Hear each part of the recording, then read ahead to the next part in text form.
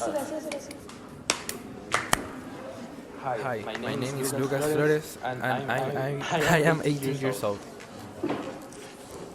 Hi, my name is Boris Cabello and I'm 18 years old. Hi, my name is Miguel and I am 18 years old. Hi, I'm Francisca and I am 20 years old. And we all are studying English pedagogy. And in this video, we're going to talk about our learning journey. This video will base on the next question. How does understanding the past help us become better English teachers? From my point of view, it helps us to see what makes a good teacher based on our previous experiences with other teachers. One example is my former English teacher that helped me to see English learning and education in different views. Adding to Lucas, I think that we can avoid mistakes and be more dynamic. In my case, I had a teacher who was so boring. He used the PPT and it was difficult to learn. I think understanding the past allow us to become better teachers and to give our students a higher quality education. In my case, I think understanding the past helps teachers to improve their way of how they teach today. For example, when I was a school student, some teachers used very traditional methods. So now I understand the importance of making classes more interactive and more dynamic. Which listening did you listen in class?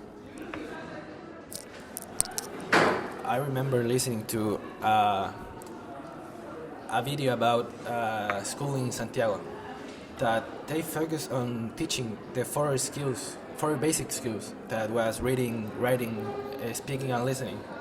And I think that's very good because it helps to students have different instances where they can learn and not only with focusing on one skill or two. I remember the video about how parents can influence in kids' gender roles, and I think that if we understand the past, like the sexism, we can be more inclusive with our students.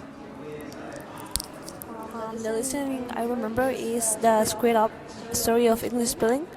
I think the important idea of this listening is how English has become complicated and the change that this language have. And I think it's important because this listening it's connected with the question. It shows the importance of understanding the past. For me, the listening that helped me was the social experience. Can Chileans speak English to a tourist? Because it showed that English is not widely used in Chile, and English teachers has challenged today. So future teachers can learn from past problems and improve students' opportunities to use English. Do you remember the reading we saw in class? Yes, I remember a very important idea that was the importance of English within globalization processes. And basically, English helps us a lot to reach new job opportunities and in general. And now it has become a must-have in general life. In my case, I remember something about the dictatorship because the dictatorship reduced support for the schools and education. In addition to what Boris says, I think the reading helped us to understand that in that time there's a lot of mistakes that were made, and we can't avoid those mistakes and make the school be a safe place for the students. Well, I learned that English education has changed a lot over time.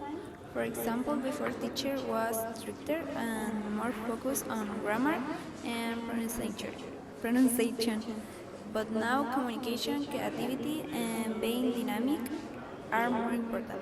I think this is important because good teachers need to adapt to society and student needs. Do you all remember when we went to the museum?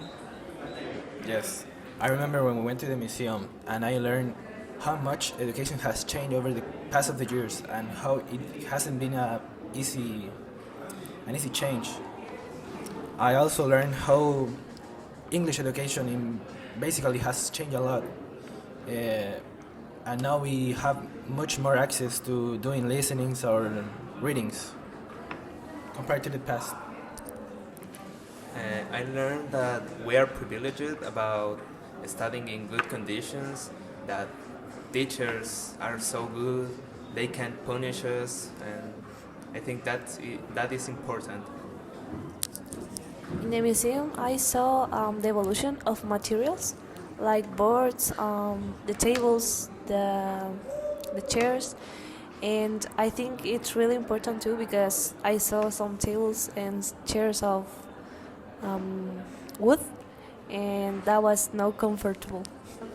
Well, during our visit, I also learned how classrooms were in the past and how education has a lot of change through the years. I have a question for you too. What are your strengths and weaknesses as an English learner? For me, one of my strengths is that I am a very curious person, which has helped me over time to try and find new words to describe how I feel or what I see around myself. And one of my weaknesses is that I am a very shy person.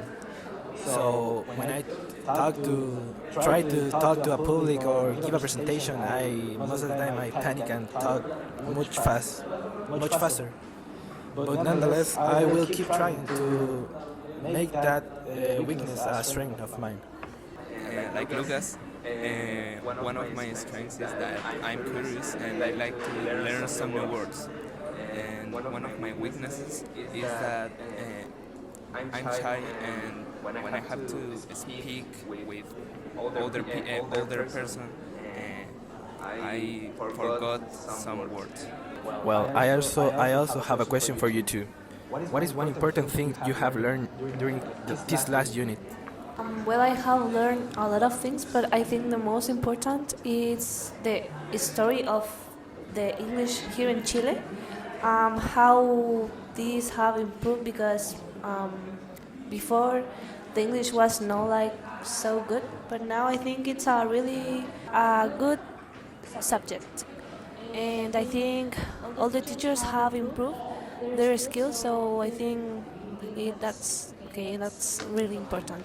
In my case, one important thing I learned during this unit is that education change a lot over time and teachers need to continue learning too. Well, to conclude this video, I think I have a final message. I think we can continue improving our English skills. I mean, we are just learning English, so I think English will continue evolve, and we have to continue, keep going. As a final message, I want to say that we don't have to be scared of making mistakes because, as Mikael said, we are learning English, so it's completely normal. Well, my final message is very similar. I think we are learning and will constantly be like this, and making mistakes are okay, and this is for people. Yeah.